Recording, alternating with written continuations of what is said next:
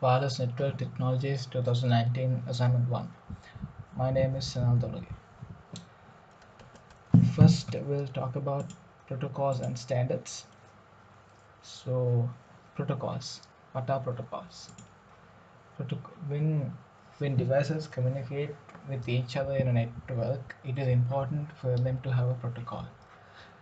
A protocol defines what sort of information will be there in the packet header and what sort of syntax the data will be in and how fast and what times and at what times the data will be transmitted and so on. A few examples of protocols can be HTTPS, HTTP, FTP, PPP.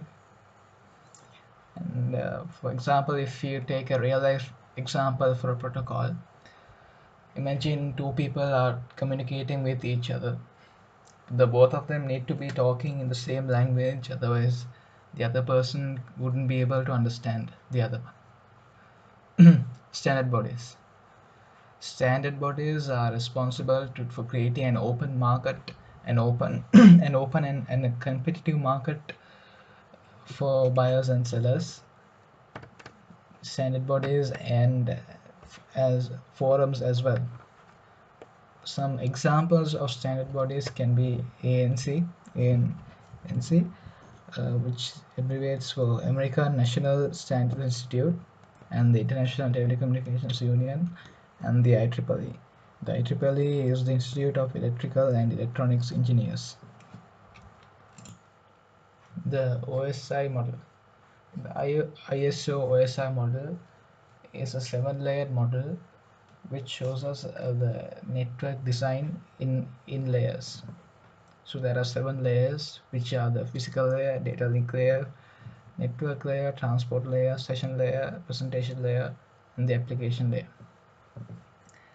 In the physical layer, it determines how many bits are transmitted in each second.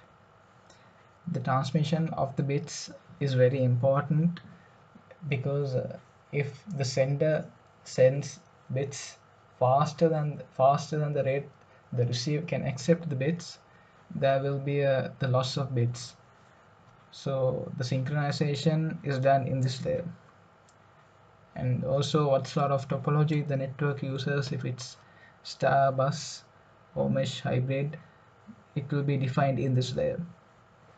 And also it is defined in which direction the data will be flowing, if it's simplex, half duplex, or full duplex.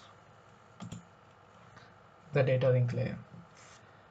The data which is passed on from the physical layer to the data link layer.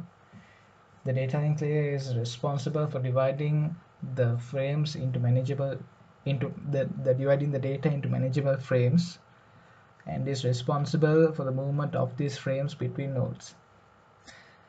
In the data link layer, the receiver information is attached to the header, so it could be used to identify the receiver. This is called physical addressing.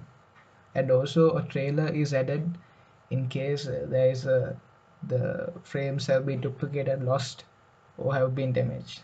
This can be useful for error handling. Also the flow control is also a responsibility of this layer, which means that the receiver cannot accept data in the same way. So flow control is a responsibility of this layer, which means that if the receiver cannot accept the data at the same rate the sender is sending the data, the sender will transmit this data again, or this sender transmission speed will be reduced. Also the access control, which means it will decide which node has the accessibility to the which has accessibility to the link when transmitting. Protocols used in this layer are PPP, point-to-point protocol, or Ethernet. The data link layer is used to deliver the message packets within nodes in the same network. But the network layer is responsible for the packet delivery of nodes which are outside the network boundary. In the data link layer, when the header information is attached, if the receiver is outside the network, and with the network, if the other network is connected to the current network using routers or switches, the packets will be routed through these routers and switches to the intended receiver. This routing is a responsibility of the network layer. Protocols used in this layer are ICMP and ARP. The network layer is responsible for the delivery of the packets without any intended order. But in the transport layer, it ensures that the whole message arrives in the correct order by adding a sequence number. This sequence number can be used to identify the lost or duplicated packets as well. The network layer is responsible for the delivery of the packets from sender to receiver.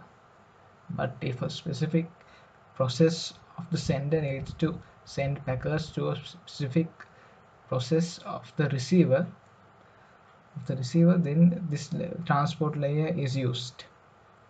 The network To achieve this, the transport layer header includes a service of point address, also known as the port address. The session layer. This layer allows a communication between processors in either half duplex or full duplex. Also the synchronization, which means that after a set of data has been sent, it adds a checkpoint or a synchronization point, so that if a crash happens, all the data wouldn't have to be sent again unless from the last checkpoint. So for example, if a book of 1,000 pages is sent and the last checkpoint was at the 900th page, the data would have to be retransmitted from the 900th page onwards, not the whole 1,000 pages again. When sending data, when transmitting the data, the sender changes the data into another format before sending. And when the receiver receives that particular data, it retranslates that data into the receiver dependent format. This is the job of the presentation layer. Protocols used in this layer are SSL, which is the secure sockets layer, and the TLS, transport layer security. The application layer, finally, is used for transferring or editing, accessing data which is on a remote host, which can be done locally. Directory services which give global access of remote objects and services can be done. The protocols used in this layer are HTTP, FTP, DNS, and SNMP. Analog signals and digital signals. The difference between analog signals and digital signals. Analog signals is data which is continuous. The analog signals are represented by using a sine wave and has infinite values. In a digital signal, the information is represented using a square-shaped signal and has a very finite set of values. Example, a digital clock, which moves from 8:05 to 8:06. Transmission of a digital signal. A digital signal can be transmitted in two ways: baseband or broadband. In baseband, the signal is transmitted without changing the digital signal into an analog signal. In broadband, the digital signal is before transmitted is turned into an analog signal for transmission. Transmission impairment. Sometimes when a sender sends a signal, it might not be what is exactly received at the receiver. There might be a few problems which occur along the way. This can be mainly noted by attenuation, distortion, and noise. Attenuation is when the signal loses its energy. When a signal travels, for example, when a signal